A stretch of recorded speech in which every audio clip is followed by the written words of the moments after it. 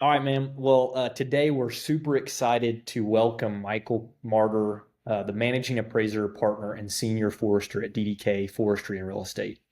With over 2 decades of experience in consulting forestry, he's joined us today to discuss the role of forest management in long-term property value. Michael, thanks so much for joining us here. So, starting off here, my first question, I wanted to ask you, can you give us a quick rundown of your background and areas of expertise? Yeah, absolutely. So, as you mentioned, I've been here with DDK as a consultant forester for over 20 years. Uh, Graduated with a degree in forest resource management, a bachelor's of science from University of Arkansas at Monticello. I grew up in the eastern part of Arkansas, kind of in the Delta row crop world. That's what I was exposed to as a child. So it's been kind of a unique lens for me to look through as I step into the forestry world and kind of see the balance. And acres actually kind of does a little bit of that itself. I spent 20 years in forest resource management. I do a lot of work on our mapping side, a lot of our GIS work. So I spend a balance of probably 3 to 4 days a week in the office on average, and a day in the field. In addition to being the senior forester here at DDK, we started an appraisal company about 5 years ago. And as you mentioned, I'm the managing partner in that. We do a lot of appraisal work for both timberlands and row crop properties across the state and bordering states. Awesome. Great. Well, that's pretty good seasoned background, I would say for sure. Well, kind of segueing off of that into our next question here. What are the most critical factors that you consider when evaluating a property's long-term forestry value or row crop value as well? Speak to either. Yeah, so with forestry, it's actually kind of evolved over the last few years. Things that you've seen happen kind of over the last 5, 10 years is that trucking costs has continued to increase. That became a huge problem during COVID, as all that market kind of was constrained, and the big suppliers, the WalMarts, JB Hunts, were able to provide better job opportunities. So we lost some of our workforce there. So location, location, location, right? That's what they say in real estate. So distance to mill is a huge factor involved in looking at a timber asset. In addition to that, historically, site index was the kind of the next thing, like how productive can the dirt be? How much wood can we grow?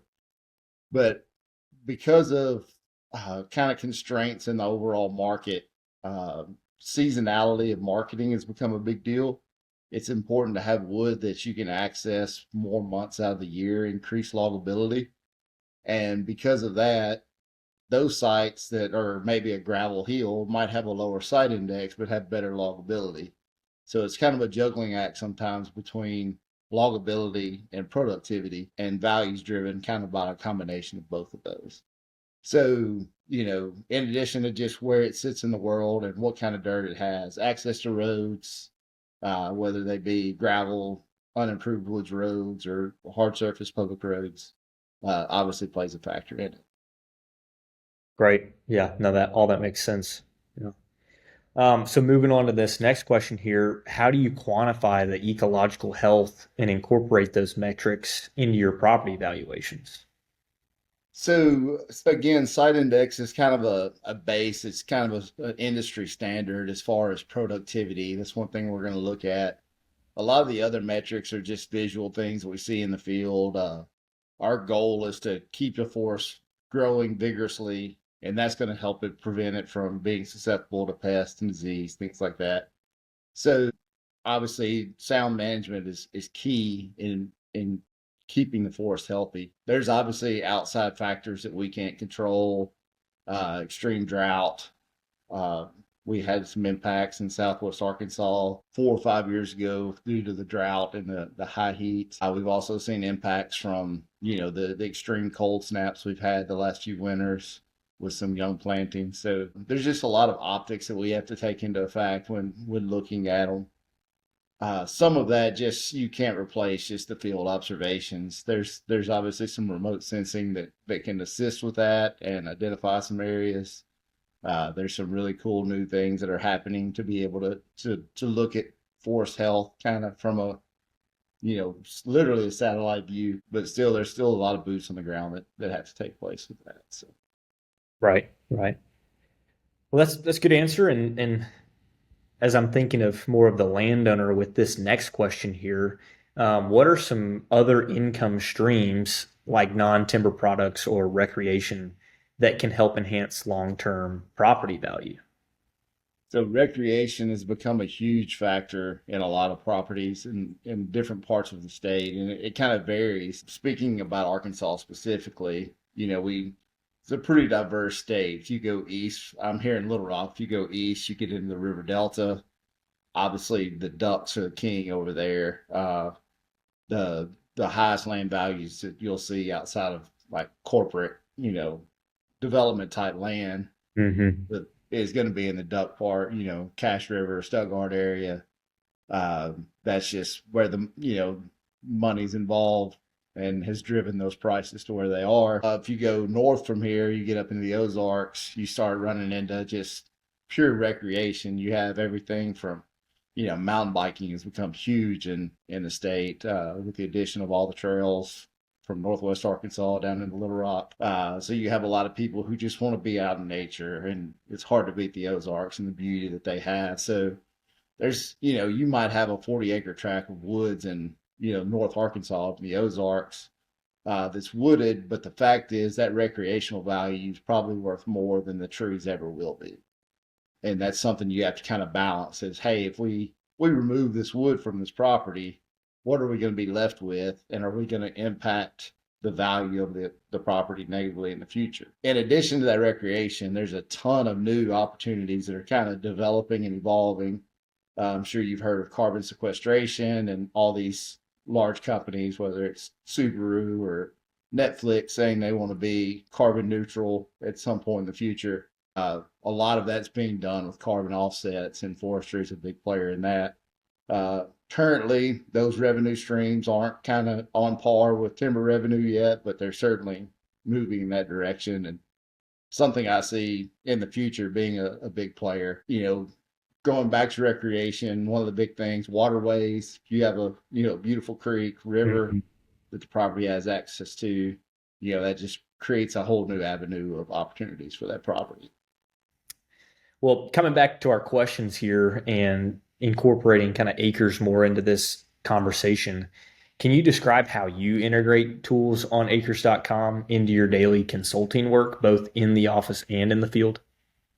Absolutely. So the by far the largest thing that I've used Acres for is on the appraisal side and using it as a kind of a comps repository. So we take our sales, you guys have helped us, load those in and learn how to Mm-hmm. load them in ourselves. Mm-hmm. One thing that's always been a challenge is as somebody who lives in the GIS world a lot, we have this very robust geospatial system and a very robust amount of data. And sometimes us foresters aren't real good at marrying those two. Uh, Acres from that standpoint is a really good way, at least for me, because my mind works geospatially. Everything's a map to me. I love to be able to see something and look and see where it sits in the world. So being able to turn on that sold layer and load my subject in and then associate sales, use the filters to go in and refine those down to attributes that are similar to my subject, and then be able to create those reports. Then using the field for those property inspections. Just if it's a sale that's not one of ours, that it's a public sale, then obviously there needs to be some verification done on the ground, so we can then take that into the field and make sure the data lines up and that things are apples to apples, if you will. Awesome. Awesome. Well, wrapping up with our final question here, which acres features do you find most valuable when advising clients on long-term property value? I think the sold land feature is probably the most used feature that I have. Being able to generate a report and pull almost seamlessly all the soils data, the site index, the historical imagery. That report's just, I mean, in the click of a button, I can pull a lot of data down really quickly. Say I get a call from a new landowner, I can pull that property up and within minutes know quite a bit about the property and be able to speak more intelligently about how we might be able to serve them and their forest going forward. Michael, thanks so much for kind of joining us on this and walking through some of these questions. We love to lean on some of our kind of industry experts that we partner with in our platform to get knowledge and feedback from who's using it the most. So we really appreciate working with you guys and appreciate this interview here today. Yeah, one other thing I would mention as far as being able to share data. One thing that even within our competitors, that appraisers, you have to share data in order to be efficient. I think you handcuff yourself if you are the only person that has access to data because you stand the risk of incriminating somebody else unintentionally Mm, by not showing the whole picture. So being able to pull those comps down in a way and have those stored in a way that when another appraiser calls and says, "Hey, do you have anything like this?" to be able to go in and use that feature to pull that data. That's just another way we use it, and it saves a lot of time because it can be pretty robust going back through your closing files and pulling all these sales and then having to call a broker and verify it. So doing that once and then having it stored in a way where it's more usable going forward is very important to us. that's great. Yeah. Do most of the appraisers that you collaborate with on some of these, properties that they're inquisitive on you or relying on your data, do you find that they also are using acres? We've only seen a couple so far. We would love to see a growing trend of that.